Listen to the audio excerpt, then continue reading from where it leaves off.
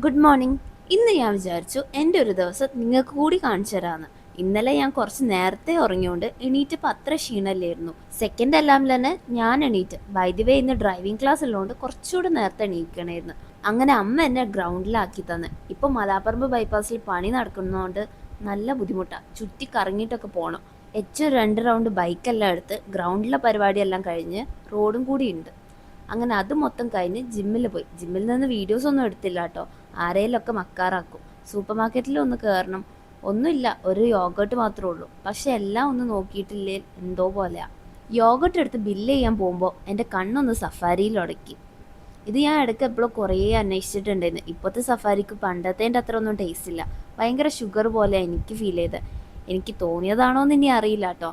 അങ്ങനെ അതെല്ലാം മേടിച്ച് കുറച്ച് നേരം ബസ് സ്റ്റോപ്പിൽ ഇരുന്നപ്പോഴത്തേക്ക് ബസ് വന്ന്. വണ്ടി ഞാൻ മലാപ്പറമ്പ് വെക്കാറാണ്. ബസ് ഇറങ്ങിയിട്ട് വണ്ടി എടുത്ത് പോവും. വീട്ടിൽ വന്നാൽ കുറച്ച് നേരം റെസ്റ്റ് എടുത്തിട്ടാണ് കുളിക്കലൊക്കെ. പക്ഷെ ഇന്ന് പോവാനുള്ളതുകൊണ്ട് എല്ലാം ഷടപടയെന്നായിരുന്നു. ഞാൻ വന്നപ്പോൾ തന്നെ അമ്മ ട്യൂഷൻ സെൻറ്ററിലേക്ക് പോയി. ഉപ്പേരിയൊക്കെ ഉണ്ടാക്കുമോ എന്ന് ചോദിച്ചിരുന്നു. എന്തേലും ചെയ്യെന്ന് പറഞ്ഞാൽ എനിക്ക് ചെയ്യാൻ തോന്നില്ല. ചെയ്യാൻ പറ്റുമോ എന്ന് ചോദിച്ചാൽ എനിക്ക് പാവം തോന്നും. കുളിച്ച് ഫുഡ് കഴിക്കാൻ ഇരുന്നപ്പോഴത്തേക്ക് അതാ അലാം അടിച്ച്. എനിക്ക് തത്കാലം ബുക്ക് ചെയ്യാണ്ടേന്ന്. എക്സിഗോ ആണ് യൂസർ ഫ്രണ്ട്ലി, പക്ഷെ തത്കാലം കിട്ടാൻ ടാസ്ക്കാണ്. അത് ഞാൻ ഇന്നാണ് മനസ്സിലാക്കുന്നത്.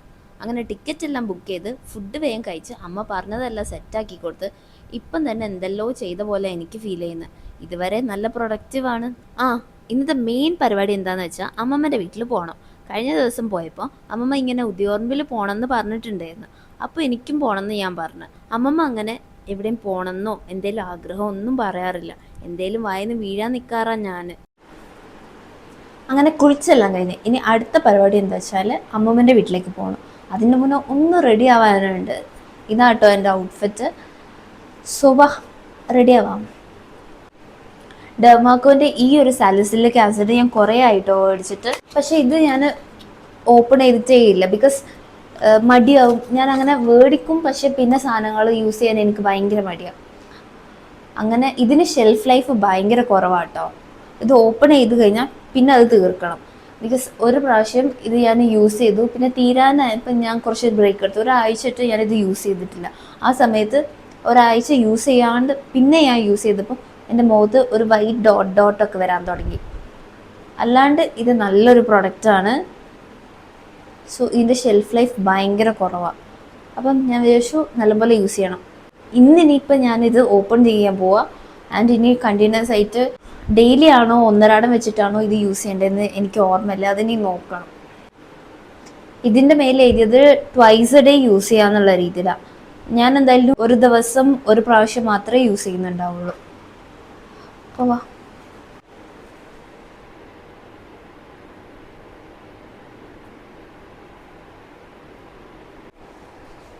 ഒരു 3 to 4 ഡ്രോപ്സ് ഒക്കെ യൂസ് ചെയ്താൽ മതി കേട്ടോ. ഇത് ആക്ച്വലി നല്ലൊരു പ്രൊഡക്റ്റാണ്. ലൈക്ക് നല്ല വ്യത്യാസം ഉണ്ടായിരുന്നു. പക്ഷെ ഇതിന് ഷെൽഫ് ലൈഫ് കുറവായ ഒരു പ്രശ്നം മാത്രമേ എനിക്ക് അന്ന് ഉണ്ടായിട്ടുള്ളൂ. ഞാൻ വലിയ കാര്യത്തിൽ മൈക്കൊക്കെ ഇട്ട് എന്തൊക്കെയോ പറയുന്നുണ്ടെന്ന്, പക്ഷെ ഓണാക്കാൻ വിട്ടുപോയി. അച്ഛൻ എവിടേക്കോ ഇറങ്ങാൻ നിൽക്കരുത്, വേഗം ഇറങ്ങുകയാണെങ്കിൽ ആക്കിത്തരാമെന്ന് പറഞ്ഞപ്പോൾ ഞാൻ തല പോലും മര്യാദയ്ക്ക് തോർത്താണ്ട് ഇറങ്ങി ഓടിയതാ. ബാക്കി ഇനി അവിടെ പോയിട്ട് ചെയ്യാമെന്ന് വിചാരിച്ചു. ഞാനും അമ്മമ്മയും രാവിലെ തന്നെ അമ്പലത്തിൽ പോകാമെന്നായിരുന്നു പ്ലാന്. പക്ഷെ വൈകുന്നേരത്തേക്കാക്കി. നമ്മൾ രണ്ടാളും വർത്താനം പറയുന്നതിൻ്റെ ഇടയിൽ ഞാൻ അമ്മമ്മൻ്റെ അച്ഛൻ്റെ ഫോട്ടോ പോലും കണ്ടിട്ടില്ല എന്ന് മനസ്സിലാക്കി. ഞാൻ ജനിച്ച ടൈമിലേറ്റാണ് മൂപ്പര് മരിച്ചത്. അങ്ങനെ ആൽബം എല്ലാം കുത്തിപ്പോക്കി. സൂപ്പർ. എങ്ങനെയുണ്ട് ഞാൻ ഉണ്ടാക്കിയ കറി? എൻ്റെ കൈപ്പുണ്യം അടിപൊളിയല്ലേ? ഞാനൊന്നല്ല കേട്ടോ കറി ഉണ്ടാക്കിയത്, അമ്മമ്മ തന്നെ ഉണ്ടാക്കിയത്. ഞാൻ ജസ്റ്റ് തേങ്ങ രാഗി കൊടുത്ത്. എൻ്റെ അമ്മമ്മ അല്ലെങ്കിൽ ഫുൾ സപ്പോർട്ടാണ്. എൻ്റെ അമ്മ വരെ ഞാൻ സ്ലീവ്ലെസ് ഒക്കെ ഇടുമ്പം തന്നെ ഓരോന്നും പറയും. പക്ഷെ അമ്മമ്മ ഭയങ്കര പ്രോഗ്രസീവാണ്. എന്ത് ചെയ്യാനാ, ഞാനല്ല പേരക്കുട്ടി. കുറച്ച് നേരം സീരിയലെല്ലാം കണ്ട് ഉറങ്ങി എണീറ്റപ്പോഴത്തേക്ക് എനിക്കതാ വിശപ്പിൻ്റെ വിളി വന്ന്. എന്താ അറിയില്ല, എത്ര കഴിച്ചാലും ഉറങ്ങി എണീറ്റാ വിശക്കും. എന്നോട് ബേക്കറി പോയിട്ട് ചായക്ക് എന്തെങ്കിലും മേടിച്ചോളാൻ പറഞ്ഞു. പോകുന്ന വഴിക്കതാ ഒറ്റ മൈന. ഞാൻ മാത്രം കണ്ടാൽ മതിയോ? നിങ്ങളൂടെ ഒന്ന് കണ്ടോ? ബേക്കറിയിലെത്തിയപ്പോൾ ഷീനമാമി ഇതെല്ലാം നാളെ വീഡിയോ ആയിട്ട് ഇറങ്ങുമെന്നും പറഞ്ഞിരിക്കുന്നുണ്ടായിരുന്നു. ഞാൻ വരുന്നത് നോക്കി ചാരുവാടിയിൽ ഇരിക്കുന്നുണ്ടായിരുന്നു അമ്മമ്മ. അമ്മമ്മ സാധാരണ 2 ബിസ്ക്കറ്റാണ് കഴിക്കാറ്. ഇന്ന് എനിക്ക് കമ്പനിക്ക് ബണ്ണ് കഴിച്ചു. അമ്മമ്മൻ്റെ ചായക്കും മീൻകറിക്കും ഒക്കെ വേറെ തന്നെ ഒരു ടേസ്റ്റാണ്. ഇടയ്ക്ക് അമ്മ ഉണ്ടാക്കുന്ന മീൻകറി അതേപോലെയൊക്കെ ആവാറുണ്ട്. ചായ കുടിച്ച് കുറച്ച് നേരം കഥയെല്ലാം പറഞ്ഞതിന് ശേഷം അമ്മമ്മ മേലെ കഴുകാൻ പോയി. എനിക്കും റെഡി ആവാണ്ടായിരുന്നു. അമ്പലത്തിൽ പോകണല്ലോ. ഫസ്റ്റ് നമ്മൾ മണ്ണിൽ പോവും. മണ്ണിൽ ശ്രീ ഭഗവതി ക്ഷേത്രത്തിൽ, പിന്നെ ഉദയോർമ്പ് ഭഗവതി ക്ഷേത്രത്തിലും പോവും. അതാണ് നമ്മുടെ പ്ലാൻ. പണ്ട് ചെറുതാകുമ്പം സാറ്റർഡേ സൺഡേ ഒക്കെ ഇവിടെ തന്നെ ആയിരിക്കും. ഞാൻ ജനിച്ച ഒരു 6 മന്ത്സ് കഴിഞ്ഞപ്പോഴത്തേക്ക് അമ്മയ്ക്ക് ജോലി കിട്ടി. സോ അമ്മ സ്കൂളിൽ പോകുമ്പോൾ അമ്മമ്മ ആയിരിക്കും എന്നെ നോക്കാറ്. ഒരു 6th 7th വരെയൊക്കെ വീട്ടിൽ ആരും ഇല്ലെങ്കിൽ ഞങ്ങൾ ഇവിടെയാണ് ആക്കാറ്. അതുകൊണ്ട് തന്നെ ഇവിടെ നമ്മുടെ ക്ലോത്ത്സും കുറേയൊക്കെ ഉണ്ടാവും. ഇപ്പോൾ റെഡി ആകുമ്പോൾ അത് ആലോചിക്കായിരുന്നു ഞാൻ. ഞങ്ങളുടെ ഹൗസ് വാമിങ്ങിൻ്റെ ടൈമിൽ അമ്മമ്മ എന്നെ ഉറക്കി കിടത്തിയിട്ട് ഇങ്ങോട്ടേക്ക് വന്ന്. ഞാൻ എണീറ്റപ്പോഴത്തേക്ക് വീട്ടിലാരുമില്ല. പുതിയ വീട്. എനിക്കന്ന് 3-3.5 വയസ്സാണുള്ളത്. പക്ഷെ ആ സീൻ ഇപ്പോഴും ഓർമ്മ ഉണ്ട്. ഞാൻ കുറേ കരഞ്ഞ് കച്ചറ ഉണ്ടാക്കി ഇങ്ങോട്ടേക്ക് വരണം എന്നൊക്കെ പറഞ്ഞിട്ട്. ലാസ്റ്റ് അമ്മേൻ്റെ നല്ല ചീത്ത കേട്ടിട്ട് ഞാൻ മിണ്ടാണ്ടിരുന്നു. അങ്ങനെ ഓരോരോ കഥകൾ. അമ്മമ്മ സാരി ഒന്നും മാറ്റിയിട്ടില്ല കേട്ടോ. ഒരാൾ വരാനുണ്ട്, എന്നിട്ടേ നമുക്ക് ഇറങ്ങാൻ പറ്റുള്ളൂ. ഞാൻ ടൈം എടുക്കുന്നതുകൊണ്ട് ഞാൻ വേഗം റെഡിയായി. വീഡിയോ കൂടി എടുക്കുമ്പോൾ പിന്നെയും കുറേ ടൈം ആവുമല്ലോ. അങ്ങനെ റെഡി ആവുന്നതിൻ്റെ ഇടയ്ക്കതാ മോട്ടർ നന്നാക്കാൻ ഒരാൾ വന്ന്. ഇവരെയല്ല കേട്ടോ ഞാൻ ഉദ്ദേശിച്ച്, വേറൊരാൾ കൂടി വരാനുണ്ട്. അങ്ങനെ അവരെ ഞങ്ങൾ രണ്ടാളും കൂടി വെയിറ്റ് ചെയ്തിരിക്കുകയായിരുന്നു. ആ കാണുന്ന തെങ്ങിൻ്റെ അവിടെ പണ്ട് കുറേ കല്ല് കൂട്ടിയിട്ടിട്ടുണ്ടായിരുന്നു. അതവിടെ കുറേ കൊല്ലം ഉണ്ടായിരുന്നു. നമ്മളത് ദൈവം എന്നൊക്കെ പറഞ്ഞിട്ട് പൂജ ചെയ്ത് കളിക്കായിരുന്നു. വെള്ളമൊക്കെ ഒഴിച്ച് ചെമ്പരത്തിയൊക്കെ അതിൻ്റെ മേലെ ഇടും. ഞാനും നമിത്തും നമിയും. അങ്ങനെ അവർ വന്നു പോയി. അമ്മമ്മ റെഡി ആയിട്ട് നമ്മൾ ഫിച്ചൊക്കെ ചെയ്യുക കേട്ടോ. ഞാൻ വള കാണിക്കാൻ പറഞ്ഞത്. അമ്മമ്മ ഒരു പോസ് ഇട്ട്. ക്യൂട്ടിയല്ലേ. ഇനി നമുക്ക് വേഗം അമ്പലത്തിലോട്ട് പോവാം. കഥ തുടരുന്ന ഫിലിമില്ലേ, അതിൽ ജയറാം ഈ ആൽമരത്തിൻ്റെ ചോട്ടിൽ നിന്നാണ് പ്രാർത്ഥിക്കുന്നത്. അമ്മ പറഞ്ഞിട്ടുണ്ട് അവർ ചെറുതാകുമ്പം ഈ ഏരിയയിൽ കുറേ ഫിലിം ഷൂട്ടിംഗ് എല്ലാം നടക്കാറുണ്ടെന്ന്. മണ്ണിൽ വിളക്ക് കത്തിക്കാൻ സമയമായിട്ടില്ലേന്ന്. അമ്മമ്മ പറഞ്ഞത് ഇവിടെ കയറിയിട്ടേ ഉദയോർമ്പിൽ പോവുള്ളൂ എന്നാ. അപ്പോൾ അങ്ങനെ ഇത് ഉദയോർമ്പിൽ ചെറുതാകുമ്പോൾ അമ്മമ്മൻ്റെ കൂടെ വന്ന ഒരു ഓർമ്മ ഉണ്ട്. ഉത്സവത്തിൻ്റെ സമയത്തേറ്റോ ആണ് അവിടെ ഭക്ഷണം കഴിക്കാൻ കൊണ്ടുപോയതായിരുന്നു. പ്ലേ ക്ലാസ്സിൽ പഠിക്കുമ്പോൾ ആണോ എന്നറിയില്ല. എവിടുന്നോ എന്നെ കൂട്ടിക്കൊണ്ടുവന്ന് ഡയറക്റ്റ് അങ്ങോട്ട് പോയ ഒരു ഓർമ്മയാണ്.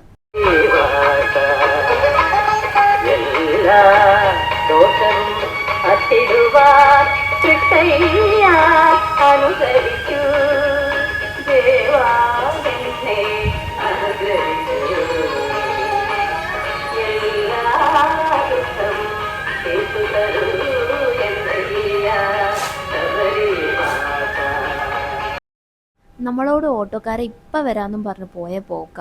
കുറേ നേരം കാത്തു നിന്ന്. അമ്മമ്മയ്ക്കാണെങ്കിൽ കാലിന് വയ്യാത്തതാണ്. വയ്യാത്തോണ്ട് അമ്മമ്മ അമ്പലം ചുറ്റിയില്ല. അതിൻ്റെ ഇടയ്ക്ക് ഞാൻ ചന്ദനം തൊടാൻ മറന്നുപോയി. അങ്ങനെ ചന്ദനം എല്ലാം തൊടിയിപ്പിച്ച് കുറച്ച് കഴിഞ്ഞപ്പോഴത്തേക്ക് ഓട്ടോക്കാരൻ വന്ന്. നമ്മൾ മണ്ണിലേക്ക് അതിൽ കയറിപ്പോയി. കറക്റ്റ് സമയമായിരുന്നു. അവിടെ വിളക്ക് കത്തിക്കാൻ നേരായി. ഞാനും അമ്മമ്മയും കൂടി ചുറ്റിലും കത്തിച്ചു. നല്ല കാറ്റുള്ളതുകൊണ്ട് കത്തിച്ചതൊക്കെ കെട്ടുപോവുമായിരുന്നു. അമ്മമ്മയ്ക്ക് ഇന്ന് ഭയങ്കര സന്തോഷമായി. അമ്പലത്തിലൊക്കെ പോകാൻ പറ്റിയതിന്. മണ്ണിൽ ഡെയിലി പോണതാ, പക്ഷെ ഉദയോർമ്പിൽ കുറേ ആയി പോയിട്ട്. അതെന്തായാലും ഇന്ന് നടന്നല്ലോ എന്ന് പറയുന്നുണ്ടായിരുന്നു. ഇപ്പോൾ തന്നെ വിളക്ക് കത്തിക്കുന്ന സമയമായല്ലോ, വേഗം വീട്ടിലും കൂടി കത്തിക്കാം. ഇവിടെ ഡെയിലി വിളക്ക് കത്തിക്കാറുണ്ട്. ഞങ്ങളുടെ വീട്ടിൽ ഓണത്തിനും വിഷുവിനും മാത്രമേ ആ വിളക്ക് പുറത്തെടുക്കാറുള്ളൂ. ഞങ്ങളാരും ആ സമയത്ത് വീട്ടിലൊന്നും ഉണ്ടാവാറില്ല. ഒരു ദിവസം കത്തിച്ച് പിന്നെ കത്തിക്കാത്തതിനും നല്ലത് തീരെ കത്തിക്കാത്തതല്ലേ. വിളക്ക് കത്തിച്ചു കഴിഞ്ഞാൽ സീരിയലുണ്ട് കേട്ടോ. പണ്ടൊക്കെ 6 മണി തൊട്ടിട്ട് 10 മണി വരെ ഏഷ്യനെറ്റും സൂര്യയും മാറ്റി മാറ്റി കളിക്കുന്നു. ഇപ്പോൾ അമ്മമ്മ മാക്സിമം 8 ആകുമ്പോഴത്തേക്ക് കിടക്കും. ബാക്കി ഉച്ചക്ക് ടെലികാസ്റ്റ് ചെയ്യുമ്പോൾ കാണും. ഇടയ്ക്കിടയ്ക്ക് അമ്മമ്മ ആരെങ്കിലും വരുന്നുണ്ടോയെന്ന് നോക്കിയിരുന്നു. അമ്മ എന്താ ഇത്ര ലേറ്റ് ആയിട്ടും വരാത്തേന്നായിരുന്നു. രാത്രി വണ്ടി ഓടിക്കുന്ന അമ്മക്ക് അത്ര ഇഷ്ടമൊന്നുമല്ല. അമ്മ വന്നപ്പോൾ പിന്നെ അമ്മയും മോളുമായി. ഞാൻ അമ്മേനെ നല്ല ചീത്ത പറയാൻ പറഞ്ഞിട്ടുണ്ടായിരുന്നു, ഇങ്ങനെ രാത്രിയൊക്കെ വണ്ടി ഓടിക്കുന്നതിന്. എനിക്ക് അത്രയൊക്കെയല്ലേ പറ്റൂ. ഇടയ്ക്കൊരു ഭാരമൊക്കെ കൊടുക്കണ്ടേ. അമ്മയ്ക്ക് വിശ്വസിക്കാൻ പറ്റുന്നില്ലായിരുന്നു ഞാൻ അമ്പലത്തിൽ പോയതും വിളക്ക് കത്തിച്ചതും ഒക്കെ. പിന്നെ അവർ വീട്ടു വർത്താനോ നാട്ടു വർത്താനോ എല്ലാം പറഞ്ഞതിന് ശേഷം നമ്മൾ ചാച്ച വൈബേ എല്ലാം പറഞ്ഞിറങ്ങി. എനിക്ക് പോയിട്ടും പണിയുണ്ട്, അല്ലെ ഞാൻ അവിടെ നിൽക്കുമായിരുന്നു.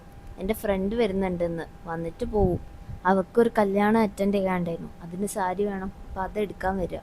ഇത്രയും ചന്ദനമല്ല എൻ്റെ നെറ്റിയിൽ പണ്ട് എപ്പോഴോ ആണ് ഞാൻ കണ്ടത്. ഇന്നിപ്പോൾ എല്ലായിടത്തും പോയപ്പോൾ ഇട്ട്. വീട്ടിലെത്തി കുളിച്ച് മാറ്റി ഫോൺ എടുത്ത് നോക്കുമ്പോൾ അതാ ഡുവലിംഗോ എന്നോട് ദേഷ്യം പിടിച്ചിരിക്കുന്നു. ഞാനിതിൽ 3 ലാംഗ്വേജസ് ബ്രഷപ്പ് ചെയ്യുന്നുണ്ട്: English, Hindi and French. French ഞാൻ കുറച്ചായി നോക്കിയിട്ട്, ടഫായി വരുന്നുണ്ട്. അതുകൊണ്ട് തന്നെ ഒരു എത്തും പിടിയും കിട്ടുന്നില്ല. കോളേജിലെ ജനറൽ എലക്റ്റീവായിട്ട് ഒരു സെമ്മിൽ ഞാൻ ഫ്രഞ്ച് എടുത്തിട്ടുണ്ടായിരുന്നു. അന്ന് പഠിച്ചതിൽ നിന്ന് ആകെ ബൊഞ്ചു മഷൂർ അത് മാത്രമേ ഓർമ്മ ഉള്ളൂ. അതും പറഞ്ഞത് ശരിയാണോ എന്ന് എനിക്കറിയില്ല. ഇതിൽ ഞാൻ സ്ട്രീക്കും മെയിൻറ്റെയിൻ ചെയ്യുന്നുണ്ട്. അമ്മമ്മ എനിക്ക് കുറിക്കാൻ മുറുക്ക് മേടിച്ചു തന്നിട്ടുണ്ടായിരുന്നു. അതിൽ നിന്ന് കുറച്ച് ഇവർക്കും കൊടുത്ത് അമ്മയ്ക്ക് കടിക്കാനൊക്കെ ബുദ്ധിമുട്ടാ, അതാ ഇങ്ങനെ കളിക്കുന്നത്. ഓലോത്തെത്തുമ്പോൾ അവിടെ പകവടിയുണ്ട്, ഞാൻ എന്തെങ്കിലും പറഞ്ഞു കേട്ടോ. കാത്തോരമ്മയിരിപ്പുണ്ട്. ഭ്രാന്താണ്, ഭ്രാന്തനാണ്, ബേപ്പൂർ ഭ്രാന്ത്.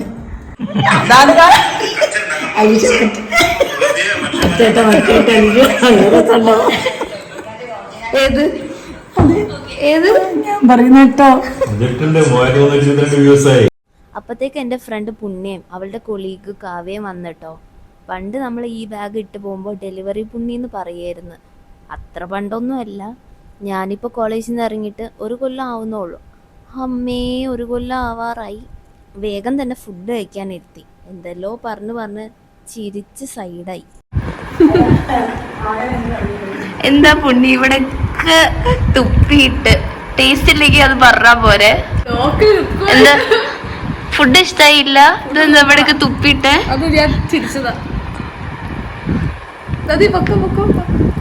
എല്ലാം ഒന്നും ഞാൻ വീഡിയോ എടുത്തിട്ടില്ല കേട്ടോ. കോൺവൊക്കേഷൻ കഴിഞ്ഞതിന് ശേഷം ഞങ്ങൾ ഇപ്പോഴാണ് കാണുന്നത്. കുറേ കാണാനെല്ലാം പ്ലാനാക്കി, പക്ഷെ നടന്നില്ല. സാരിയൊക്കെ സെലക്ട് ചെയ്ത് അവർ ഹോസ്റ്റലിലേക്ക് വിട്ട്. നമ്മൾ പിന്നെ ഫുഡ് കഴിക്കാനും ഇരുന്ന്. എന്നെ വിളിച്ച് കുറച്ച് കഴിഞ്ഞപ്പോഴാണ് ഞാൻ ചെന്നത്. ഞാനിരുന്നപ്പോഴത്തേക്ക് അച്ഛൻ പോയി. അതുകൊണ്ട് തന്നെ 3 ആളും കൂടി ഉള്ളത് കിട്ടിയില്ല. ഫുഡ് കഴിച്ചതിന് ശേഷം നമ്മൾ കിടന്ന്. ഇത്രയൊക്കെ ഉള്ളൂ കേട്ടോ എൻ്റെ ഒരു ഡേ. ഇന്ന് കുറച്ച് ഹാപ്പനിങ് ആയിരുന്നു. എല്ലാ ദിവസവും ഇങ്ങനെയൊന്നും അല്ല കേട്ടോ. അത്രയൊക്കെ ഉള്ളൂ. അപ്പോൾ ശരി, ബൈ.